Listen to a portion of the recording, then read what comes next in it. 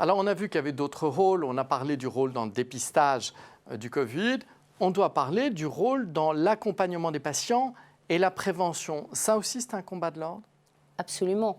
Je crois qu'on a compris qu'on ne devait plus être uniquement dans le curatif, mais que la prévention était essentielle. Et finalement, qui mieux que le kinésithérapeute qui voit quand même, on est 100 000, on voit 20-25 patients au jour, on voit plus de 2 millions de personnes par jour. On voit les personnes pendant longtemps, avec des actes en série, quelquefois 15-20 séances, parfois pour certains bien plus longtemps pour des pathologies chroniques. Et c'est toujours l'occasion aussi de faire passer des messages de santé publique. Il y a des progrès qui ont été faits en termes de formation initiale, il faut poursuivre cela. Et il y a également maintenant de plus en plus une facilitation de l'accès à la recherche pour les étudiants en kinésithérapie. Mais cet élément-là de formation initiale comme continue ou formation par et à la recherche, ce sont des éléments qui vont permettre aux kinésithérapeutes progressivement de prendre une place qui leur revient, d'après moi, au-delà de leur rôle d'exécutant simple. Ils peuvent être des promoteurs de la santé, ils peuvent jouer un rôle majeur en termes de prévention. Ils passent du temps auprès des patients et on n'utilise pas encore leurs compétences dans ce domaine-là. Quelques exemples de prévention, rapidement. Moi, je n'arrête pas de parler du vaccin contre la grippe, par exemple, à mes patients, ou de la vaccination au quotidien. On fait passer des messages, on fait passer des messages sur l'alimentation, on fait passer des messages sur le mouvement, c'est notre cœur de métier. On n'arrête pas de passer des messages de santé publique et d'être des acteurs de prévention. Une chose toute bête, on nous apprend dans nos études de médecine à privilégier la prévention pour le dos, ce qu'on appelle l'école du dos.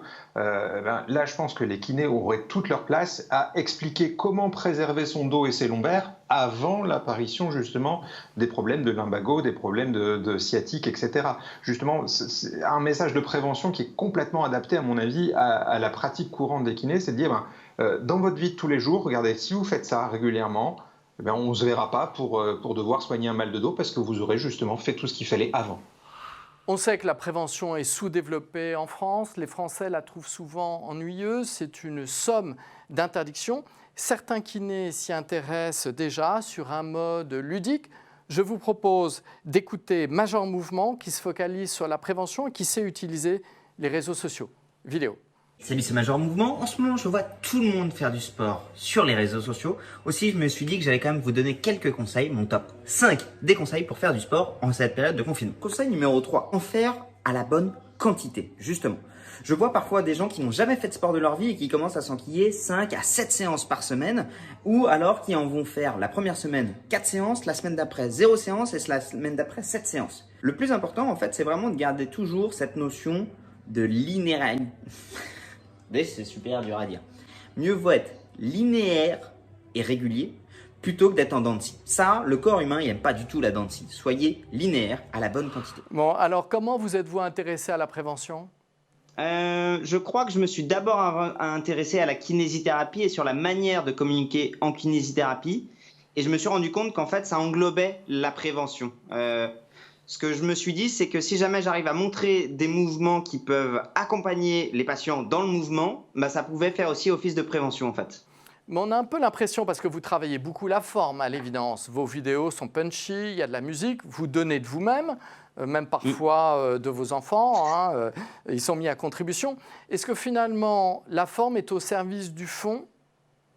Oui, clairement. En fait, avant de me lancer, je me suis vraiment posé la question: dans quel état d'esprit on est quand on consomme les réseaux sociaux? Et je vais rien apprendre à personne, mais quand on consomme les réseaux sociaux, notre niveau d'attention est très très faible. Et donc, si jamais j'apportais du contenu qui était, entre guillemets, un peu hardcore, kinésio-scientifico-scientifique, ça allait plutôt rebuter les gens. En adaptant le discours à la population cible que l'on veut toucher, on peut justement, avec beaucoup d'humour comme il le fait, avec chacun sa sensibilité. Alors, il est connu sur les réseaux sociaux, il y a d'autres kinésithérapeutes qui font la même chose dans d'autres domaines, mais il y a aussi le kinésithérapeute qui restera dans son cabinet, mais qui arrivera aussi à justement utiliser tous ces leviers, comme il disait. Donc finalement, le kiné, ça pourrait devenir un conseil en prévention et en accompagnement de certaines personnes, soit plus jeunes pour éviter les mauvais mouvements, soit plus âgées, c'est ça ? Un des positionnements que vous souhaitez avoir ? Ah oui, complètement. C'est tout à fait ça. Moi, je veux vraiment que nous nous recentrions sur nos missions de santé publique, nos messages de santé publique. Donc, Grégoire, c'est la prévention sur les douleurs ostéo-articulaires, essentiellement le sportif. Mais certains qui travaillent davantage sur les BPCO, par exemple, ça va être aussi des messages sur la BPCO. Certaines personnes qui font plus de neurologie, on a les moyens de s'appuyer aussi sur la littérature et éviter les aggravations, puisque le kinésithérapeute, il est dans tous les stades de la prévention, hein, primaire, secondaire, tertiaire. Donc, je crois qu'on a vraiment un rôle crucial dans ce domaine-là. Il faut nous utiliser. Les nouveaux outils numériques, ça vous intéresse, le télésoin, ou est-ce que parfois ça peut faire peur à certains kinés ? Est-ce qu'ils ont peur de la substitution ? Ou est-ce qu'au contraire, vous y voyez une approche synergique et complémentaire ?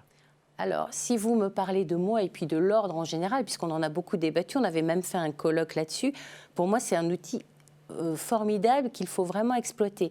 Quand on a eu la possibilité de faire du télésoin pendant le premier confinement, je dois vous avouer que j'ai eu une levée de bouclier par certains kinésithérapeutes qui me disaient « mon outil, c'est la main, et sans la main, et si je ne touche pas mon patient », je l'entends ça, et rien ne les empêche d'ailleurs de continuer à pratiquer comme ça. Le télésoin a fait peur à certains qui ne comprenaient plus qu'on lâche la main.